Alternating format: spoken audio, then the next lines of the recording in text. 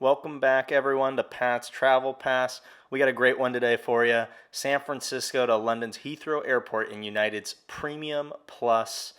We're going to review how United does out of their major hub, San Francisco, and down the road in a few weeks, we're going to look at how service compares from Frankfurt back home to San Francisco to see what you can expect depending on your departure airport.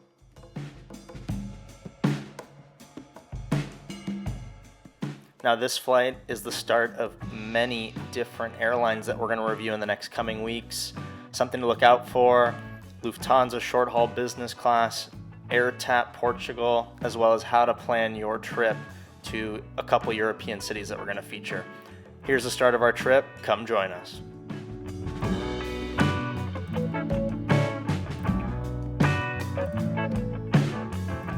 Today was pretty gloomy in San Francisco, so we didn't utilize the outdoor terrace that I highly recommended in previous videos.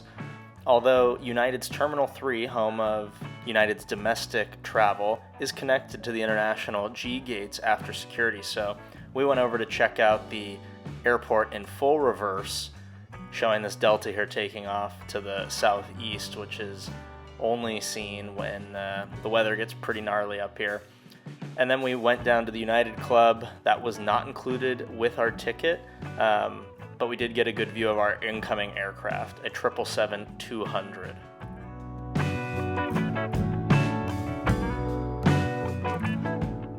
Now, sitting in Premium Plus, we are located directly behind the Polaris business cabin and ahead of Economy Plus.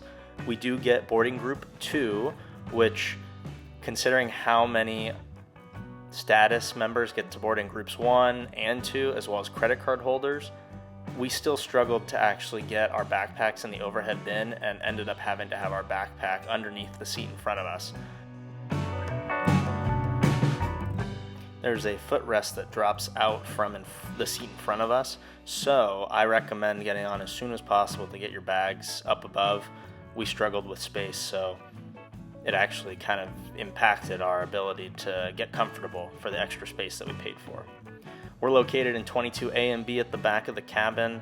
This is a decent seat for sleeping since no one's behind you touching your seat, but you are very close to the economy section, and it could be bothersome to some.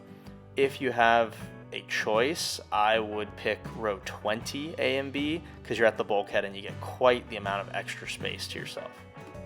Provided at each Premium Plus seat is a blanket, amenity kit, and a pillow. Pro tip: pull off your pillow cover and go inside out until you're ready to use it to keep it clean. But as you can see here, the seats are pretty wide with a solid armrest in between. This extra space is really nice for the difference from economy. The amenity kits are provided by Therobody and include more than enough for an overnight flight, especially for premium economy. You have an eye mask, socks, soft tissues, earplugs, dental kit, and some face lotions, as well as a sanitary wipe. Screen is massive and touchscreen, very responsive, and then you're right over the wing for excellent views. Lucky enough, the screen is touchscreen because my controller here on the inside of the seat did actually not work. My seatmates did, so this is kind of what it looks like. It's pretty easy to pop out and use. On your left armrest, you'll have the tray table. I guess if you're on the other side, it'll be on your right armrest, but it pops out with the flick of a button and has this little flip out for a phone. It looks a little bit wet because I wiped it down with the sanitary wipe, but good and sturdy. And then on the right here, you have some buttons for the extended leg support as well as recline. On the screen, they show you the order at which we're getting food, as well as lights on, lights off. A few times they came on to talk about the different meal services and our options. I wish they would just put the menus on the screen. I know in previous instances of Premium Plus, it was actually 4 years ago, right as COVID was occurring, they would provide menu cards to Premium Plus. So I wish they would bring that back, or at least provide it on the screen. It would make it a lot easier to prepare for what our options would be.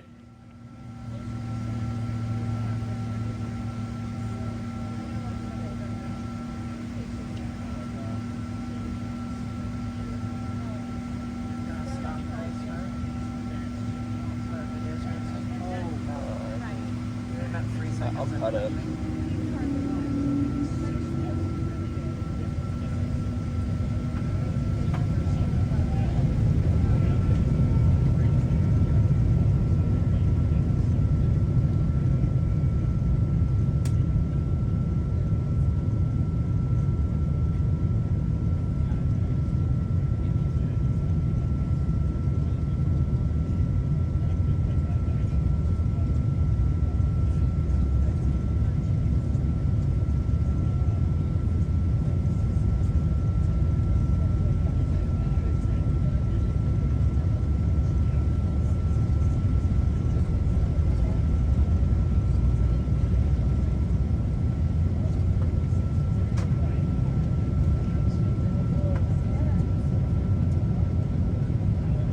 About an hour after takeoff, a drink service came through.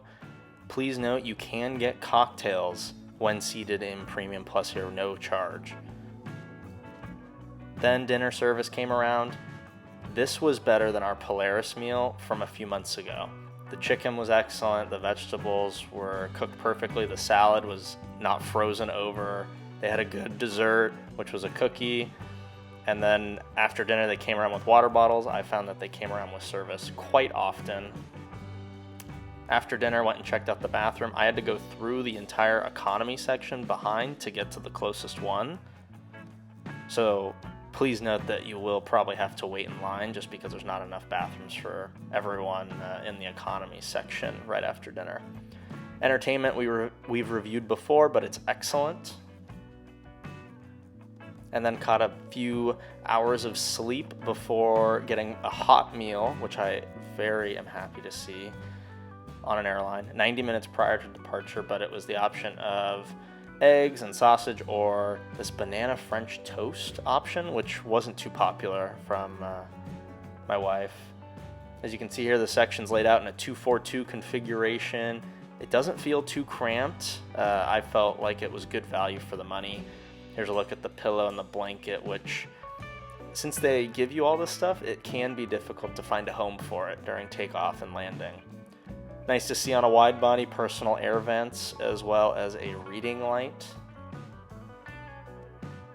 And here's a look at the UK as we come in for our approach into London. Had to do a little bit of waiting before getting in line for our final approach.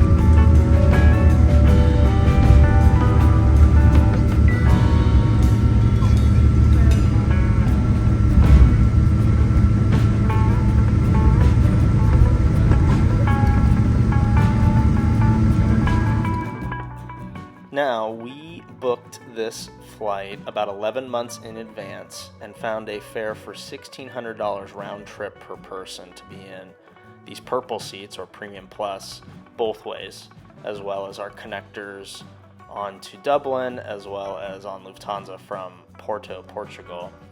Now, looking now for 11 months out, these seats were being charged at $4,000 round trip, and this number was consistent as we looked at rebooking our itinerary any of the months after we booked ours. So it really was a great deal, especially to get all the extra room.